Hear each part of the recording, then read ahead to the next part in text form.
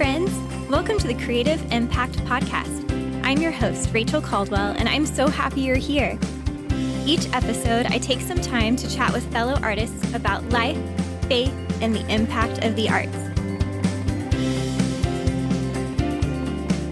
This is such a fun treat because today I have my amazing husband, Ben Caldwell, with me on the podcast. Welcome, Ben. Thanks. Today is a very special day, not only because you're on the show, although that's what makes it extra special, but because we are celebrating episode 100. Woo, woo, woo. Wow, 100.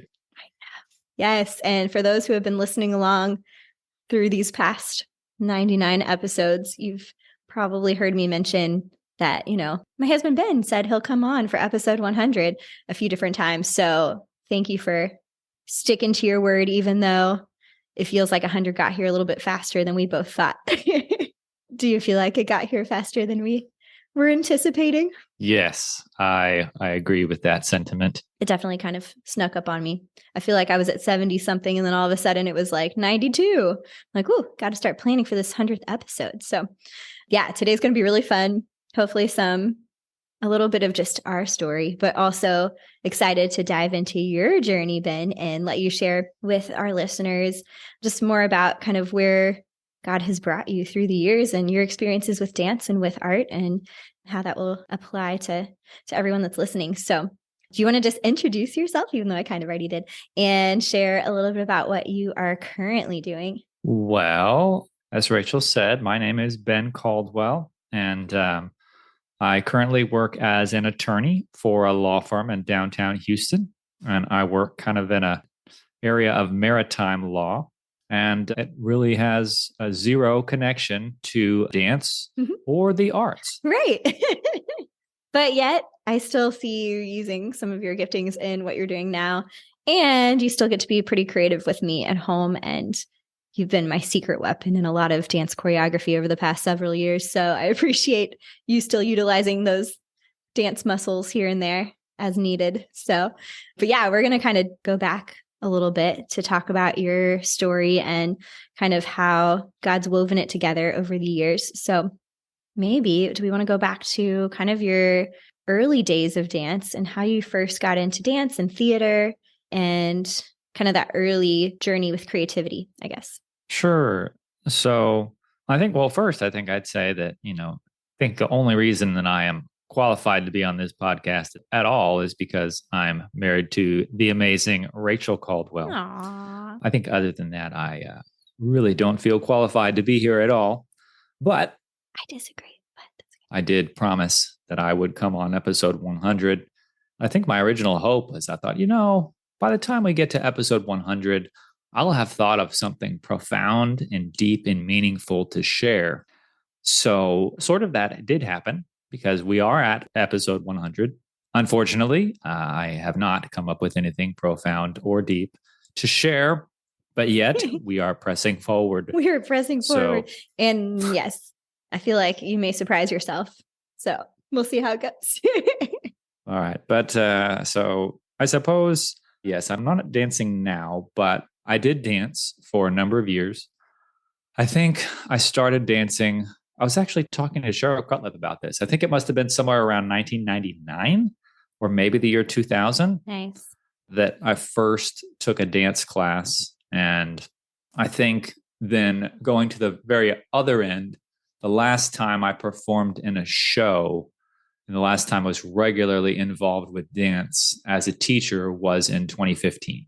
Yes. So I suppose roughly from 2000 to 2015. Nice. So about 15 years, doing the math there. Yeah. Nice. 15, 16 years, somewhere in there. And I know your story or a lot of it, but it'll be fun to share with everyone that's listening. So you really started out in the arts with theater, right? Yeah. In high school, I really enjoyed theater and drama, and I was involved as I could be in doing those types of things. And I was in late high school when I first took a dance class. And that was probably the year I was referring to, either in maybe 99 or 2000. And, I just started taking one at like a week-long intensive. And then I just kind of built on it from there. I thought, wow, this was a lot of fun. And so then two class. First, it was one class. And then, they said, well, if you're going to take one, you should really take two. Mm-hmm. Oh, okay. And, before I knew it, I was there like 3 to 4 nights a week. And then I graduated high school when didn't want to give up dancing at the studio. So then I was going to college during the day, and I drive straight from college to the dance studio and do Nice. that, pretty much every day of the week. Oh, cool. But that was probably how I got started back in the earlier days. Mm-hmm. Yeah. And then, so in college, you were a theater major and kind of pursuing that degree. Then also, like you said, doing dance in the evenings and everything, and still kind of keeping up with training. And then do you want to just give us kind of an overview of post-college, what you led into after that? Yeah. So I suppose the quickest version, or perhaps the best way to sum it up, was that I still wanted to pursue dance and theater. I still really enjoyed that. So, about the best way you can do that is usually becoming a teacher in some capacity. Mm-hmm. So, and a lot of the jobs that were available, at least for me at that time, were just kind of part-time work. So I think I got a part-time job teaching a theater class Mm-hmm. for a little bit. And then I know someone had to go on maternity leave, a ballet teacher. And so then I became a sub, like a long-term sub. So then I was teaching dance classes. And I mean, it just kind of went on that pattern for a number of years of me teaching sometimes drama, sometimes dance, sometimes just dance, Mm-hmm. and then also there's usually some other kind of part-time job as well. Right. Yeah, I think that's the story of probably a lot of artists out there doing some, Mm-hmm. whether it's being a barista or like, working, doing personal training like you did, or working at a store or something like that, getting those extra hours in just so you can make ends meet and that kind of thing. So makes sense. And I've kind of skipped over this, but I think your senior sort of project that you did in college was really cool as well. At least what I got to hear about it, called Project Freedom. And do you want to share just a little bit about that? Because I feel like it was a cool combination of what you were doing in school and outside of school that you brought together. Yeah. So I was really inspired by Project Dance, which I know has been talked about on this podcast before. Yeah. And it was where you and I met for the first time face to face, was at a Project Dance event. Yes. It's a big part of our story for sure. But I suppose just to recap for anyone that's like, wait, what's that? So if you've not heard of Project Dance, the shortest version is that Project Dance does usually public outdoor dance concerts at venues around the world, usually big cities. Like they've done in New York, they've done it in Sydney, in Los Angeles, Houston. Oh my goodness, I can't name them all, but they've been all over the world. And usually the concerts will last for a number of hours. I mean, the shortest one has probably been at least 4 hours, I would think, if I had to guess, Mm-hmm. and the longer ones, probably 6 or 7 hours. Yeah. But I was just so impacted by that, getting to be a part of several of those. And I really wanted to bring that to my school where I was attending public university. And so I sort of took that on as a senior project to do a small version. Mm-hmm. Not a 6-hour dance concert, but I think in the end we were able to pull off, I want to say it was maybe an hour and a half Oh, nice. worth Yeah. of content. That's cool. And we did it kind of around the noon hour, hoping to catch students on their lunch break. And I tried to get as close as I could to the center of campus. And essentially it was kind of like a Project Dance. We set up an outdoor stage. We set up, an outdoor sound system, followed all the university rules. And, it went off just about the same. You have the dance numbers were performed, and, there's kind of other people just kind of milling around and having conversations with passersby. And I think we got bottles of water donated. We were just giving out free bottles of water to people. Oh, yeah. That's really neat. I felt like it was a big success. Mm-hmm. That was 2005. Okay. So that's really not that long after Project Dance first got started, which I'm kind of going all over the place just because there's so many fun stories. But you, I believe, were at the actual, like the very first Project Dance. Yes. In 2002, right? Yes. So I don't know how much of a rabbit trail I should go on.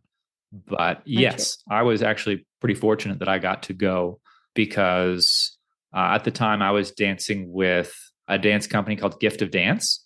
And Jeff Lewis was leading that company, and he was friends with Cheryl Cutlip. He knew her. Yeah. And so I think when Cheryl was kind of getting the word out, she got word to Jeff, and Jeff responded to the call, so to speak, like many others. Mm-hmm. And so he took the dance team up there.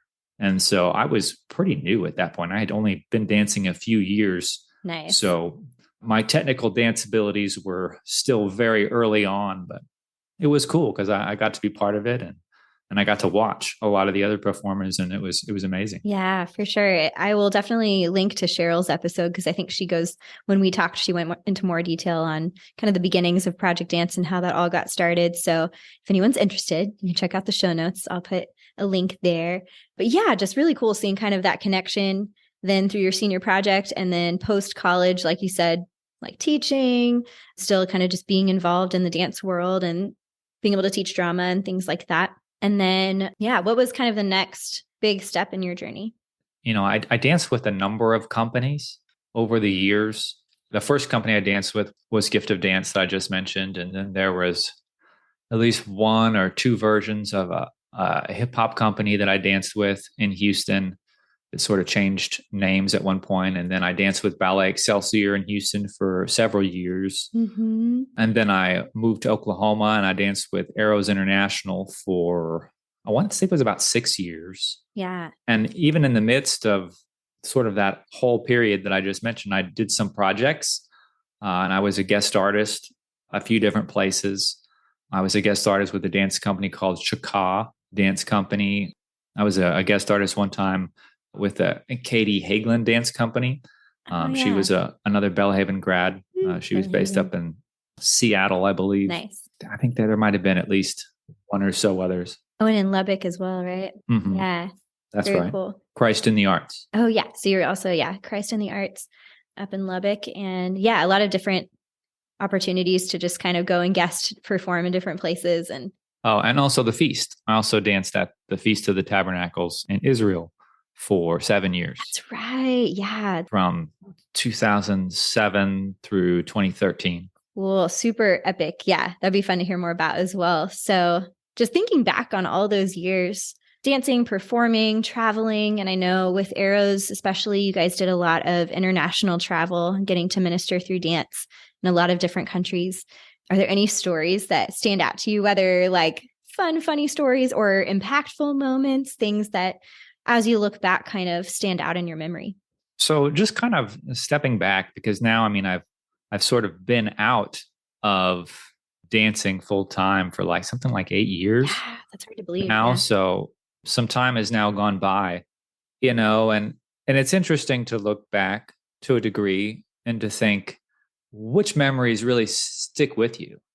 I mean, I don't know who all will be listening, but if there's any, dancers that are in the midst of, you've started dancing or you're pressing hard into it, just working to become better and better, or even other artists who are just, following the dream, just pressing hard after it. Mm-hmm. I feel like even myself as a dancer, when I first started, like you have goals and dreams like, oh man, I hope I get to reach this level of technical skill, or there's probably some people that do, oh man, I want to travel and perform all over the world. Right. And I probably did think that, at least to some degree. I thought that was exciting. And I think so, just recapping, like, I think I didn't actually write them out. I wrote them out at some point a number of years ago, and I'm just going off of memory. So my disclaimer is that this might be inaccurate, but I think I did something along the lines of, I think I've been to something like 14 different countries. And I think I've been on something like 23 short-term mission trips. Wow. Yeah. Most of them are dance related.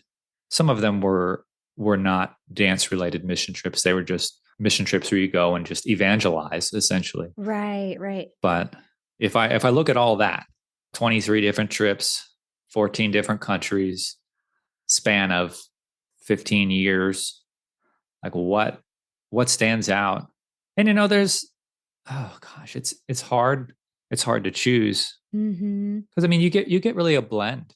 You get some memories that make you laugh and make you smile, and then there are some that are more serious, more more heartwarming or even heartbreaking sometimes Yeah, with that many experiences. for sure. One of the ones that kind of stands out.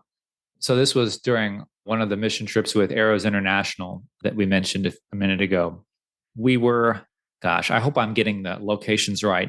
We did a number of trips and they kind of blend together Right. to a degree. Starts kind of mixing So in I'm your like, brain. Yeah. oh gosh, I might have the country wrong. But I feel pretty certain we were coming back from Central America. We were flying back home, and man, everybody was excited because like a bunch of the people in our group got bumped up to first class. Like, missionaries, we don't you don't normally fly first class. Right. That's just not it wouldn't look good on the fundraising letter. Right. It's I need an it's not extra a thing. couple $100 so I can fly first Right. class. Yeah, no, it doesn't happen. So we all got bumped up to first class, or a bunch of us did. And so it was fantastic, like living it up. Mhm. So, but it was a 2-leg flight. So the first leg, we got bumped up to first class, and our layover was in Houston. And although that's where we live now, that wasn't where I was living at the time. Right. At the time we had to get back to Oklahoma. So we have our layover in Houston. It was supposed to be, I don't know, something like 3 hours, Yeah. And not long after we got back in Houston, I think everybody was in high spirits. We went to like have a nice sit down meal, not like the rush through, stand in line, grab a sandwich in a plastic bin, and then run to your gate. Yeah. Not that. We've done that. Yeah. But we'd go sit down in a restaurant, order off of a menu, feel very civilized for a little while. So we did all that, and then somewhere after the meal, we're like realizing that our second flight, it was like not just like delayed, but canceled. Oh no. Like it was gone. Our flight was no longer there. So that created an issue. So some of the people on our team, they had to leave Oklahoma on a connecting flight to go back to wherever their home was. Mm-hmm. So the problem was, if we didn't get a flight now, they were going to miss their second flight. Several people were. And so, then became the plan, well, what do we do? What options do we have? And I think we did all the usual stuff. They went and talked to the people at the customer service desk and tried to see what the options were. And what happened at the end was, I think Jeff finally found that he was able to rent a van in order to take back the dancers that had connecting flights. Gotcha. So okay, so he'll rent a van and drive home. And that's a solid 7-8 hour drive if things go well. Yeah. There was another problem, right? Do you think it's already challenging enough? The van, they couldn't get a one-way rental. It had to be a round trip van rental. Wow. And the next flight for most of us was going to be the next day. So Jeff, he, like within a matter of, I don't know, it was pretty quick, an hour or so, he rents the van, he loads up the people that had connecting flights, and he starts driving. And he drives the whole 8-ish hours all the way back to Oklahoma City. He drops them all off. Yeah. He probably took a 45-minute nap. I can't remember exactly. It wasn't much. It was not like very much rest at all. And he turned around and drove all the way back to Houston. Wow. And the rest of us got some sleep. I think we ended up actually going to my parents' house. I think I called my parents like in the middle of the night and said, can I bring a bunch of dancers to your house? I have nowhere to go. Right. And so my parents came and picked up a group of us. We slept at my parents' house. Then they brought us back again for our flight the next day. And then Jeff arrives, and he's done like 16 hours of driving. Wow. He's only gotten a little bit of sleep. And we're all back at the gate again. So like, here we are. We're back where we started with a few less people. Yeah. All waiting at the gate at this airport. And man, they were having problems. Like they were having more problems. Oh, and no. Jeff was so tired, and we were all kind of tired, but we were just loopy. Yeah. Like we were just laughing and laughing and laughing, sitting at this airport gate. And we were just laughing because they kept having problems. Mm-hmm. And just laughing at the announcements. And we were getting so loud that people nearby us like would look offended and get up and leave. Oh Like, no. how there's like not much seating? Like these Yeah. people would go and sit far away from us because we just kept laughing and laughing. I So understand that feeling though, where you're just past that tired point where you're just totally loopy. Yep. that memory stands out. It's like, it's not even a ministry memory, but it's just one of the things that happens, Yep, exactly. doing Real these life. trips. Mm-hmm. Were there any other funny moments that stand out? So when I was performing with Shaka Dance Company in Japan, I actually have several memories from some of those trips. I want to say I performed with them in Japan twice. Yeah. And there was a few different memories. So like I remember, let me put it this way. So dancers a lot of times, they're very passionate. They're like hardcore. The dancers would be like, especially on a mission trip, they have great attitudes usually. Like it's, yes, we're here to minister, we're going to perform, Mm-hmm. and you're like, well, what if we don't have a lot of people come and watch? Well, that's okay. What do the dancers sometimes say? Oh, we'd perform if there's one person. Right. Well, we had a show with one person. Oh wow. Yeah. We were in Tokyo, which is massive, and we were performing in a coffee shop, which is it was a small venue. It was like an underground, like you had to go from street level downstairs Mm-hmm. to get to this little coffee shop. And we had tried to advertise and tried to get people to come, and yeah, one person. Oh no. And I still remember that performance because it was a small space and there was no like wings or exits or anything. Like it Mm. was tight. Like the place where we were using as our little sort of changing area was this, it had like the little coffee shop had a tiny loft and it had this narrow staircase and it was like steep steps. Mm-hmm. Like this staircase wouldn't have passed any ADA evaluation. Like it Right. was terrible. And that was where we would go. So as soon as you finish your number, you go to the little narrow staircase with the steep steps and you kind of shuffle your way up there, high step in it. And then the loft was so low, you couldn't even stand up straight. So you had to crouch over Oh to no. like change into your next costume. That does sound memorable. But the thing that I remember the most was there was one scene where it was a pas de deux, it was a partnering number, and I did like a basket carry. So I'm holding my partner, in my arms, one arm around her back, one under her knees, essentially, Mm-hmm. holding her in the basket carry, and I walk off stage. Well, the problem was the off stage in this case is up that staircase, and it was really narrow. Oh So I no. just remember like carrying her up to this staircase, like, here we go.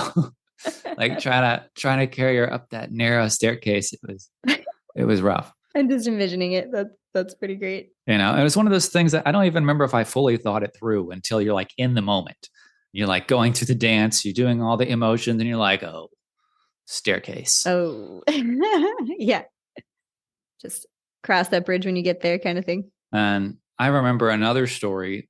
It was also in Japan. It might have been that same year. Nice. And we were performing it was a wedding chapel. Mm-hmm. A wedding chapel on the top of a mountain. And it was a small space and there was no wings, no exits. So if you want to get on or off stage, you've got to go down the center aisle, and it looked just like you would imagine a wedding chapel to look. So you like all the wooden pews on the side. And so that was your entrance and exit. Okay. Straight up the middle, straight out, like that's it. You can't get on or off any other way. So I think we were low tech at the time. We probably even had somebody back there with a CD player. You put the CD in the thing and they skip to the right track, Uh-huh. as all the dancers get set. And I remember the wedding venue, it wasn't large, but like I said, there was no space for changing room. So what they had done was they had put up tents in the yard, the front yard, like, Mm-hmm. of the church, essentially. And so we would run out there. You run down the aisle, you run down the steps, and you run to the tent. Mm-hmm. I think I had my own little tent. I think I was the only guy in the show. Nice. And I run out to the tent and do my little change and then run back. The thing that struck me was it's just the odd stuff, because we would do these emotionally intense pieces trying to show either the crucifixion or God's love for the church. It was weighty emotional stuff. It required a lot of acting. You're really trying to get into the character in the moment Yeah. and tell the story. And so in the music, it was dramatic, instrumental music. And so you're kind of feeling that and you're in character. And then you run off stage, and this wedding chapel, they had piped in music, and it was off in the chapel so that we could do ours, Yeah. but it was still being played out in the yard. Okay. So when I'm in that little tent, hunched over, changing, you can hear this piped in music. And I just remember it was some sort of really like kind of gravelly jazz version of the Bare Necessities, like from the Jungle Book.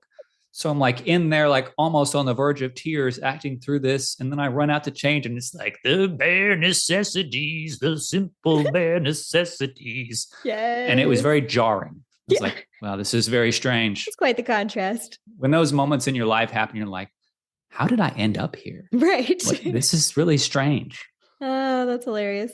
Yes. And this was not international, but I do remember some sort of story with when you were performing the Christmas Carol or a Christmas Carol with Ballet Excelsior, some creative choices that you made. That was pretty early on. I had really just started dancing, and I kind of feel like part of the reason I was recruited, I think, into Ballet Excelsior was partly for that show. Okay. Or maybe it was more than that. But anyway, it happened around that same time. And I think that as part of the conversation is, hey, you should come visit our studio. I think they also talked about that show. Yeah. We have the show coming up. And I think it was the Christmas Carol story, and it was in ballet form. And I didn't have a named character at any point in the show. I think I was just kind of supportive roles here and there. And but most of my stuff was all in the first act. And it's a pretty sizable story if you're familiar with it from a TV version or the ballet version. Right. And so during most of the second act, I was just like back in the dressing room, and that's fine.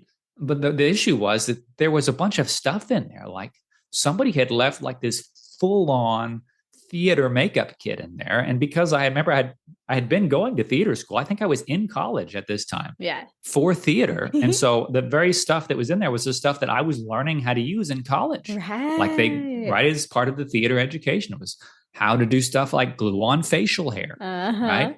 How to do all the theater makeup. So I had learned all that.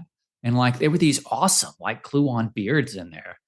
And I thought, well, the only reason I had to go on stage was for the bow. Like that was it. No more dancing. It was just hang around, go out on stage and bow at the end.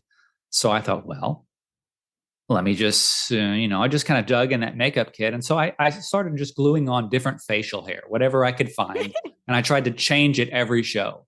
I was just hoping that there would be one person out in the audience paying just enough attention to be like, wait a minute. Who was that guy? I don't remember seeing him in the show. Just a random character bowing. The best one, I think I had something along the lines of like, it looked kind of like a full on Amish beard and like a big top hat that, something. That's awesome. So that was a lot of fun. Yes. I can definitely picture it. That's amazing.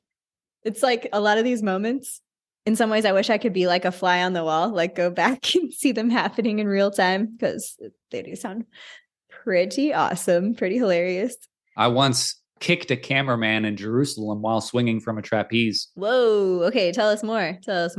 So the trapeze section of this performance it was me and another guy who was about my same build, same height, same weight. That way we'd balance each other. And so we each had an elbow hooked on a trapeze, and the trapeze had a swivel on top so that it would spin.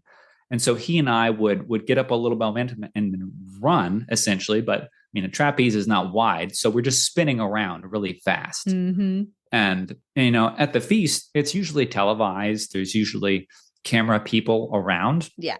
And there's usually more than one. I think they usually have a big boom arm that moves around here and there, but they also have some people with floor cameras, it's the guy standing there with either the camera he's holding or maybe one on his shoulder.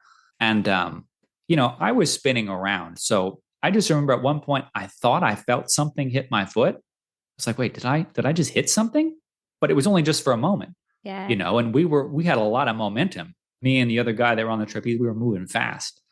But it was later that night when somebody had pulled up the video, and all the performers are gathered around to try and watch the recording of what happened. You can see there's like a camera guy and he's getting closer to where we were and he's getting closer. He keeps leaning in and we're spinning around. I'm like, But then at one point you just see him like jerk backwards, and he like staggers and Oh, no. he didn't fall, That's thankfully. good.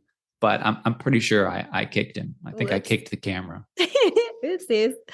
Yeah, it's just kind of crazy. Some of the moments that stand out and stick with us over the years. And I think especially when you're doing something like you did, where you're doing so much travel and kind of finding yourself in these interesting scenarios. Like you said, you're kind of like, whoa, how did I end up here? This is kind of crazy, but also just fun to be able to laugh and, think back at the memories.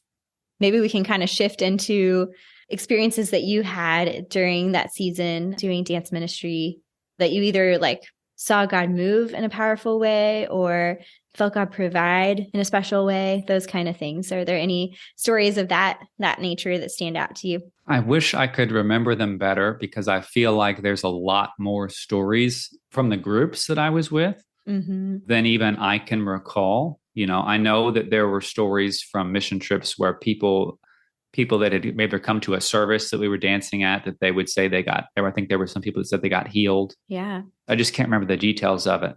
I feel like, because I don't think it was me. Like, I don't think I was the person that was praying for someone when it happened, but I think it was someone on our team. I remember another story. We did a performance at a park, and one of the testimonies, usually what we would do is this with Arrows specifically, but other groups that I ministered with would do things that were sort of similar, was you would do the performance, and then after it was over, if there were people still out there, you would go and talk with them. And, if they were willing, you could have a conversation about faith and just kind of, we could share our testimonies. But I remember there was one person that someone in our group talked to, and he said, I came to the park today, and actually today I left the house because I was leaving my wife. And I thought I'll just go to the park. And then he came to the park and he saw the show and the Christ-centered message. And after the people from our group talked to him, he went back. Wow. It changed what he was going to do. Wow. Seeing the show, and I think his encounter with the Holy Spirit. That's super powerful. And faith building too. I remember there was another performance that we did in a number of years ago in Asia, and we did a performance for another group of dancers. And after the performance was over, there was the leader of the other dance team.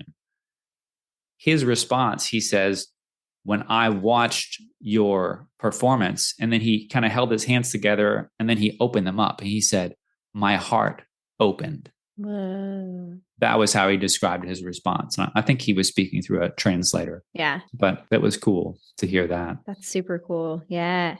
So I know a big part of your story is actually really transitioning out of professional dancing and being kind of in what we would consider like full-time ministry with dance as well. And I know it's been a hard journey. It's been, I guess, over 7 years now.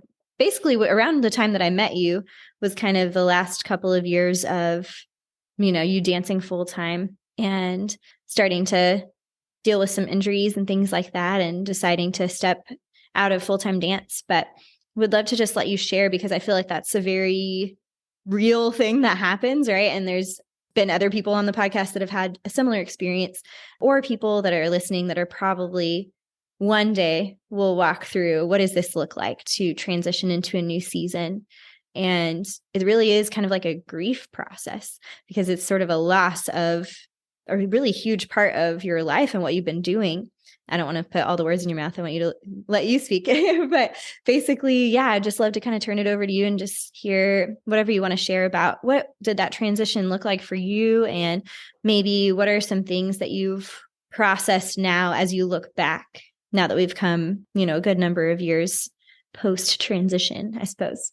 So, we kind of already laid some of the groundwork as far as the timeline, but, it's really been about, like we said, about 7 or 8 years now that I've been out of sort of the dance community. And, when I stopped dancing, it wasn't because I really wanted to. I kind of felt like I had to. And I also felt like the Lord was calling me out of it. But I felt like the bottom line is that I didn't want to go. Yeah. I didn't want to go. Like, I was being called to leave on a trip that I didn't want to take. So, just as, recently, you and I were both at Project Dance Houston, and I got to catch up with some people that I used to dance with years ago. And it was a number of different people that I would chat with, but usually I got the same question at some point in the conversation. And the question was, are you still dancing? Because they haven't caught up with me in a long time. And so they don't know. And I felt like my answer kind of shifted. It was always the same, but I just never knew how to capture it. Like, how do I say this? Obviously the answer is no, I'm not dancing. And then say, oh, well, why? Well, what are you doing now? All the natural questions. And I say, well, now I'm an attorney. Oh, well, do you like that? And the answer is, yes, I enjoy what I'm doing, but it's complicated. Yeah. Because it wasn't my first choice. My first choice, if we rewind and wipe the dust off of it, and let's pull out Ben's plan for Ben's life, all covered in dust now. But it was to stay and dance like my whole life, to keep dancing, maybe do more teaching as I had been involved with it for longer. But, that it didn't happen. What I thought I wanted and what I thought was going to happen, it really didn't happen. And it was very hard for me. I think I felt a lot of grief over it and I think I felt a lot of losses at once. You lose by doing that. I kind of lost, I guess, what was my career, to say it, because that was where I had all my years of training in, years of experience. But I mean, there's also the Christian dance world is a kind of a small, tight-knit community, generally speaking. Yeah, it's kind of like a family. It's growing. It's bigger than it used to be. Yeah. But most of the people know most of the other people. And I've been around in the community long enough that I felt like I knew a lot of people, and a lot of people that knew who I was, and they knew that I danced. And, I think I took a measure of satisfaction in that, of being known. I think I felt to a degree respected because I had taught, and I had performed at a lot of places. Yeah, that makes sense. And, I had become accustomed to that. And I don't think I even knew how accustomed I was to it. But it had become just kind of a staple in my life. I was, like I said, working a lot of part-time jobs. I wasn't making a lot of money. I was in it for what I thought was the ministry element. And then also, I guess, just for the joy of doing artistry, doing something that you love. Yeah, for sure. And so when it stopped, I think it was much harder for me than I thought.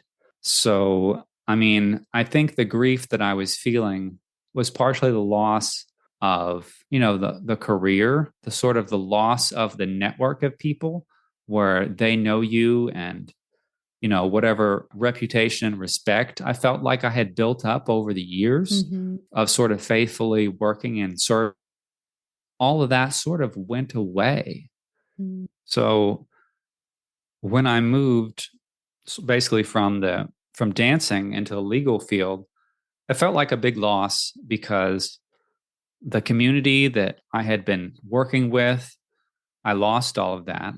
All the people that knew me and valued all the things I had done, all of them were sort of gone then, because the people in the new area where I was at, they didn't know what I had done.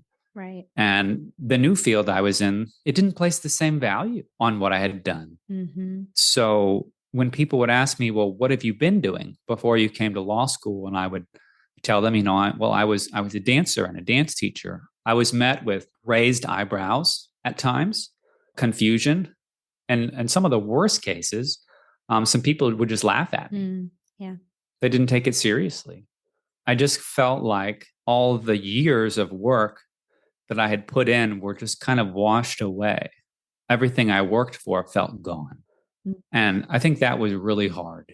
Yeah. The analogy that I kept thinking of would be imagining, like, if your career was, say, a boat, and you're building your boat, and then you started off on a trip, like kind of sailing across the ocean, And, you get halfway across and your boat falls apart, just falls to pieces. Mm. And you cling to the little wreckage and you float all the way back, all the miles back that you've already crossed. Now you're going the other direction, all the way back to land.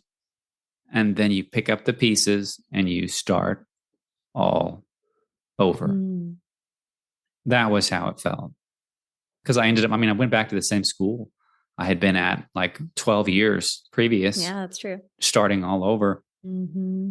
Wow. Yeah. Thank you for sharing. Cause I know it's a hard spot to be in when there's so much shifting at the same time and so many different losses, like you said. And I think something that is kind of interesting in church culture or kind of the Christian culture is there's sort of this sense of like that if someone is a pastor in full-time ministry of some kind, that it sort of feels like that is of higher value than just, even I'm saying just, but than being in kind of a marketplace career, I guess you could say, like, an attorney or an accountant or even just a teacher, or I keep using the word just, but you know what I'm saying? Like just having what we would consider a quote unquote regular job versus like a full on ministry kind of lifestyle. I think it's easy. We kind of can put that full-time ministry on like a higher level for some reason. And I guess it makes sense in a way because we're saying, oh, these people are like giving their lives to serve God and, sacrificing a lot of things, like you said, probably not making as much money or maybe not as many quote unquote securities that we would want in our typical American culture and that kind of thing. But, I just think about how really like God's using all of it, that we need people in every single area of society and different places and different jobs. I don't know if we want to go down that rabbit trail at all, but if you wanted to share anything on the thought of kind of this sort of celebrity that kind of happens with people that are in full-time ministry versus, what does it look like to just kind of live for God wherever he has you? That's something that I would say I've felt. I don't know how many people feel that way, but I felt like I was going from being something that was greater than to becoming something that was less than. So I definitely carried that perception. Mm-hmm. And I think that just made it more difficult of a transition, moving from one thing to the other. And thinking about the podcast today, something struck me this morning. I was reading in the YouVersion Bible app, and there's a quote in here. I don't know who wrote this. There's no pastor's name or anything affiliated with it. Mm-hmm. But it said, what we place our hope in influences our ability to endure difficult times. If we cling to something that is taken from us, our lives will crumble. Mm. And I really resonated with that. Just the idea that what are you clinging to? And if it's something other than God and it ends up getting taken away, you'll feel like your life is ending. And I think that was really how I felt. I think I was really clinging to dance. And I was also clinging to the sort of level of respect that I at least felt like I had garnered over the years and to the achievements I thought I had made. So that when all those were taken away and all those were made meaningless in my own life, in my own circle, they had effectively become meaningless and valueless.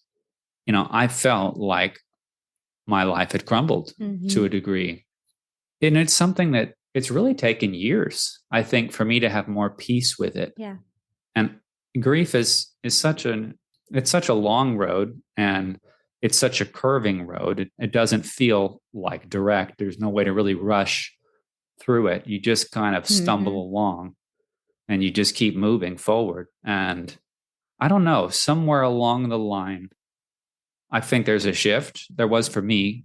I think there probably is for other people in their own grief journeys. Mm-hmm. But there's kind of a shift of, I don't know, it feels like a fork in the road. Like I've been going all this way. On one hand, I could choose to keep thinking about this, to keep missing what I used to do, to keep missing how I used to do ministry or all the feelings that I used to have, all those, the good times, missing those and mourning them. or I could choose to look for what good is happening now or what good there might be in store for me in the future. Mm. And I think at some point, that's kind of how it felt in my heart, like almost like God saying to me, like, well, if you want, you can sort of sit with this sadness and you can look backwards at these hurts and focus on them, Mm-hmm. or you can come be with me, and I can show you what good things I have in store. Or God could say, like, I've got a good plan. Would you like to see it? Mm. Well, then come on. Go ahead and leave that other thing right there and come with me. Wow. And I think at some point, that was a choice I felt like I think it's an ongoing choice. You sometimes have to remake that choice every day. Yeah. But you're like, what was more important? What was it that I loved about dancing? I think it was connecting with God through dance. Yeah. I think that was the highest element of it. And my ability to connect with God hasn't changed. God's still right there. He still wants to connect with me every day. Mm-hmm. Now, just because I can't dance in the way I did doesn't mean I can't connect with God. Yeah. That's And good. so at some point, it's like, grief, we've spent a good amount of time together. I'm going to leave you here. I'm going to go hang out with Jesus because I want to be with him. Mm. And I want to hear about the good things he has for my life. I want to hear about the good things, the good works that he's doing right now. Yeah. And I don't know what that looks like. It certainly doesn't look the way that it did, but I think it just becomes that choice. When you get to the point where you can see that there is good still happening Mm-hmm. and that God still has a good plan for you, and when you value that more than the pain, Mm-hmm. you're like, I want to be with Jesus more than I want to cling to this old sort of dead thing. Yeah. Because that's kind of what it was. It was kind of a dream, Mm-hmm. and it died. Yeah. It I did. think it was a It dream and it did died. die. Yeah. So you can cling to that little corpse dream. But the thing about corpse dreams is kind of like corpses in real life. You can't cling to them forever. Mm-hmm. You have to let them go. They just decompose. It's just the way life is. Yeah. And it's kind of that way with dreams too. At some point, you've got to lay it to rest. I mean, I think it's still a bit of a journey. I still have days when it's harder, Mm-hmm. but I have more and more peace about it. Yeah. And I'm excited, because you can still have just as great of a relationship with God doing any profession. Mm-hmm. So in my case, I felt it really strongly through dance, but my relationship with God doesn't have to be less because I'm not dancing. I could be doing some other job and could have an even stronger relationship with God. Yeah. That he meets us there Mm-hmm. and is like, I'm here. I'm still with you, even whether we're in the dance studio or we're in an office, that he's still there. So I don't know. I hope that that's encouraging to someone. Yeah. It's really been a journey for both of us. It's kind of interesting because I sort of entered, joined your story and came into the story, like I said, towards the end of that season of just like hardcore dance ministry.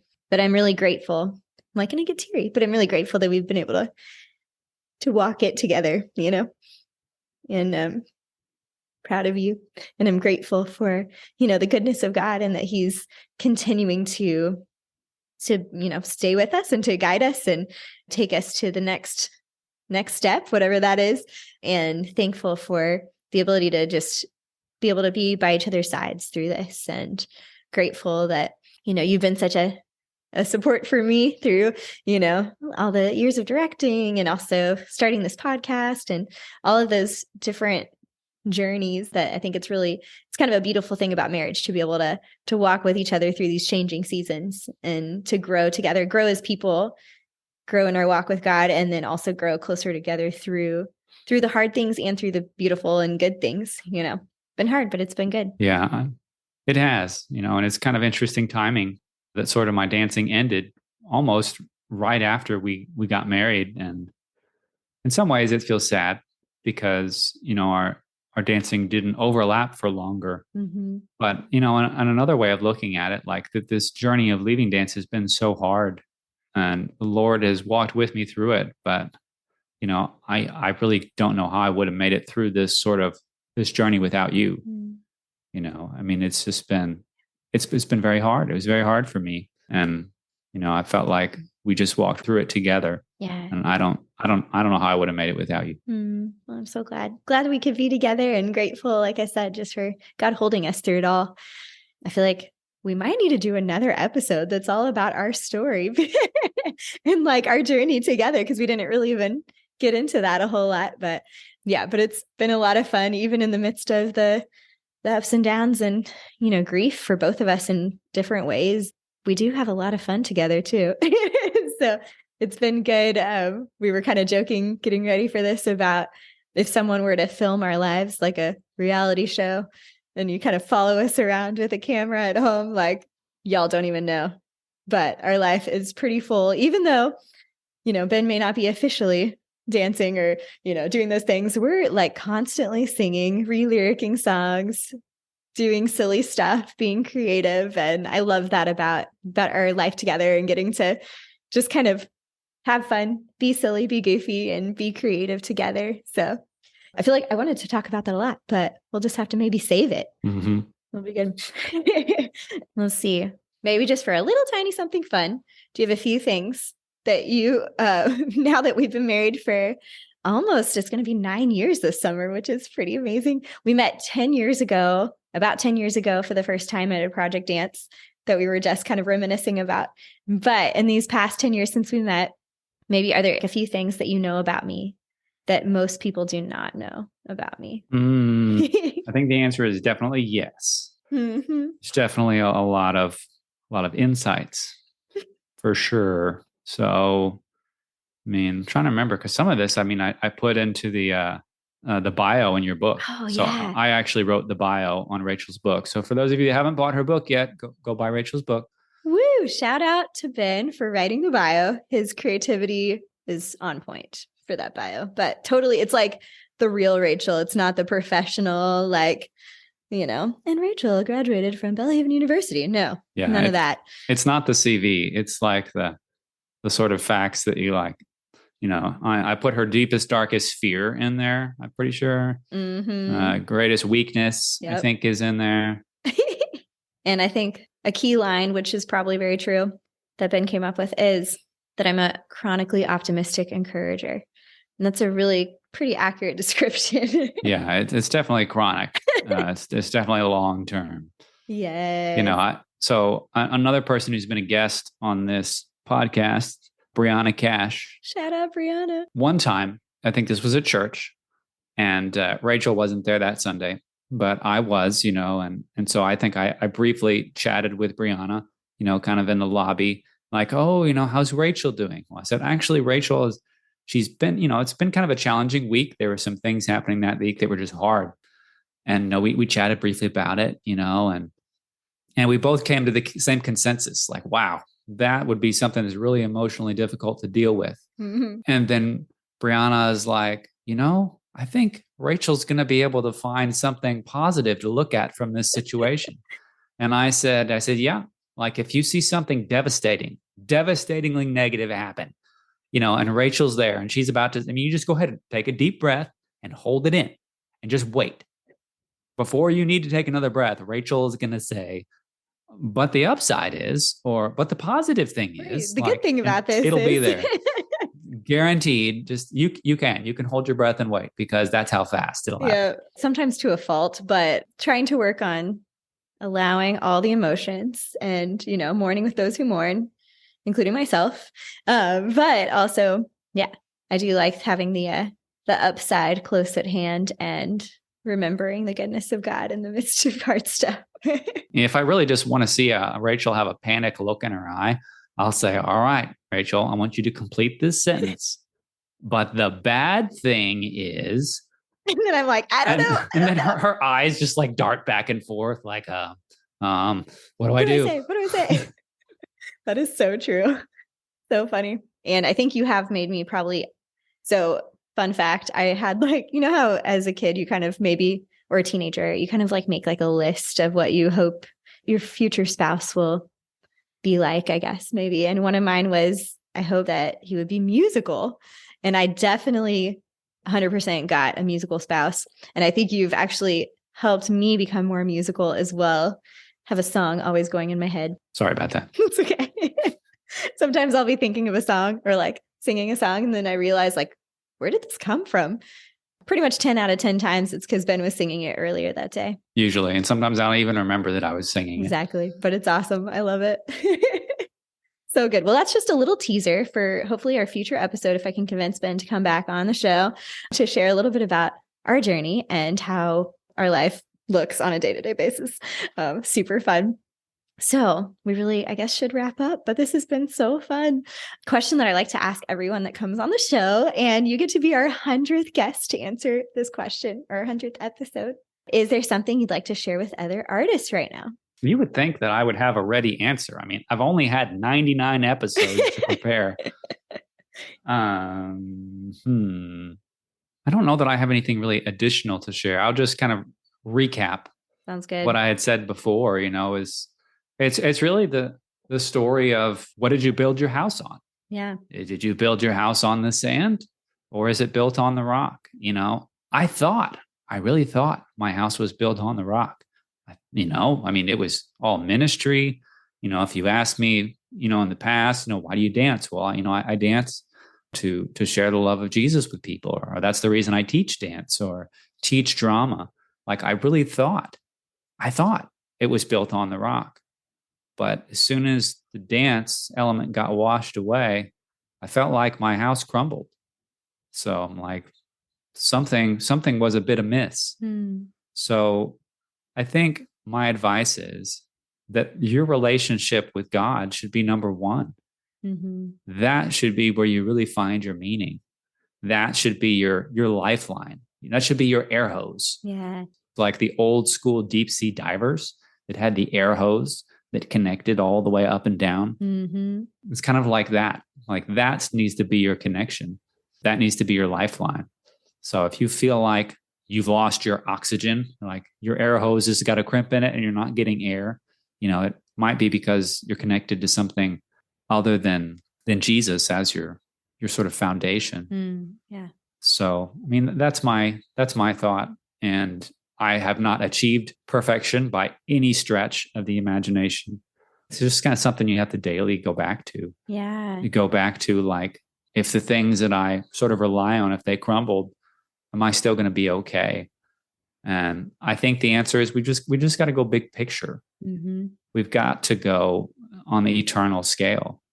And on the eternal scale, the answer is yeah. The answer is I'm fine.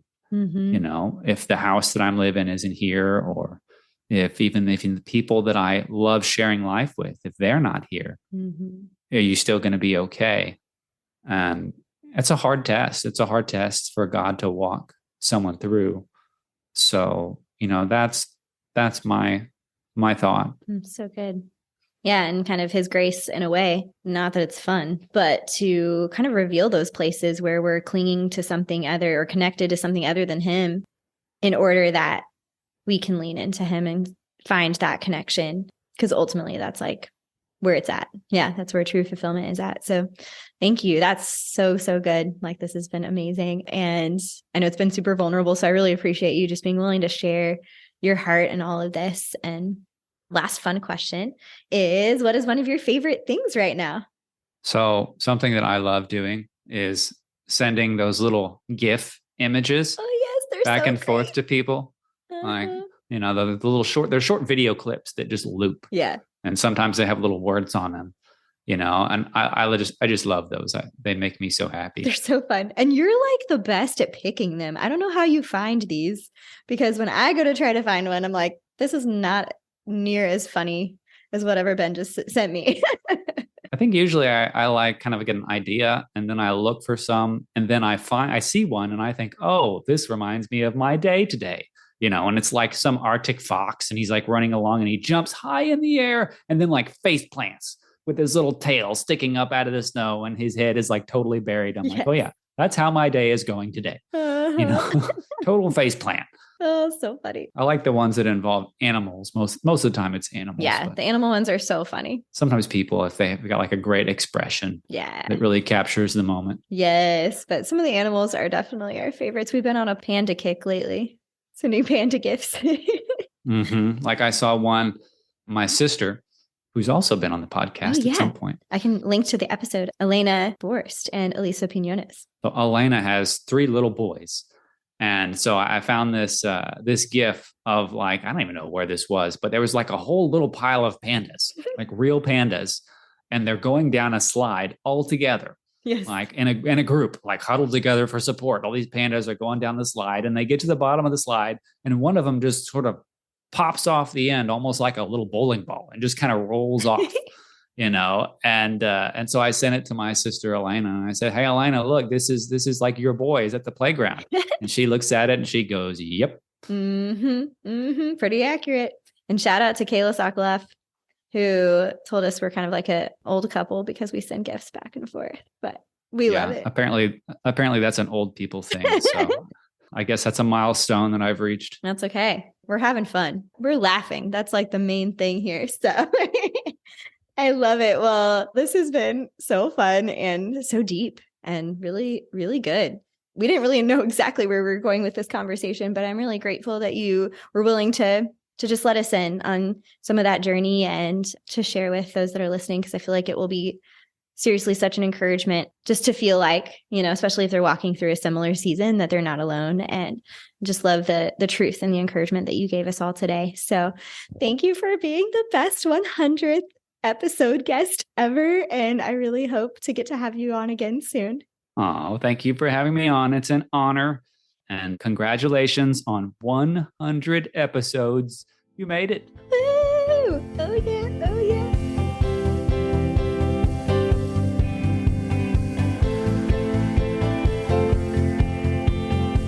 Thank you guys all so much again for joining us today. And a special thanks to Ben for coming on the podcast for our 100th episode. You can find all the links, the full show notes, and additional resources on our website, creativeimpactpodcast.com. I also wanted to let those of you who are a part of our Patreon community know that there is extra bonus content from my conversation today with Ben, where he shares a couple more really special stories. If you're interested in becoming a patron and getting bonus content and helping support the show, you can go to creativeimpactpodcast.com/PATREON. I'm so thankful for all our patrons who help make this show possible. And I am so thankful for every single one of you who is listening to the podcast. This is really a special and somewhat surreal moment to be celebrating episode 100. It's been such a fun journey, and I'm so grateful that you've been a part of it. And we are just getting started. There are some really incredible guests that are going to be coming on in the next several months, and so I'm so excited to continue forward and to move towards 200 episodes. I'd love to hear from you and hear any stories you have about how this show has impacted your life. You can reach out on Facebook or Instagram at Creative Impact Podcast, or by emailing creativeimpactpodcast@gmail.com. Thanks again for celebrating with us today. The music for the show was produced by Michael Cash. Until next time, remember that you were designed to create. You were made to inspire. Continue living with purpose and making an impact. I'll see you next time, friends.